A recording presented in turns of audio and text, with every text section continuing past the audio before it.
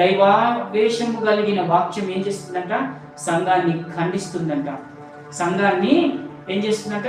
గద్దిస్తుందంట, సంఘాన్ని సరి చేస్తుందంట, సంఘాన్ని శుద్ధి చేస్తుందంట, సంఘాన్ని ఏం చేస్తుందంట?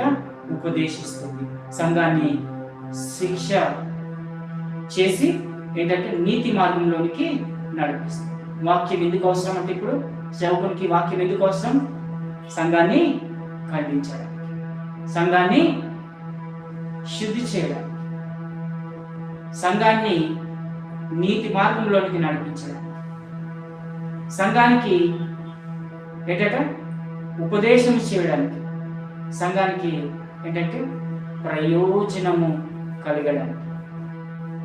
దైవజన్ దగ్గర ఎంత వాక్యం ఉందో అంత వాక్యం ద్వారా సంఘం దీవించబడుతుంది, ఆశీర్వదించబడుతుంది, సంఘము అభివృద్ధిలోనికి వస్తుంది.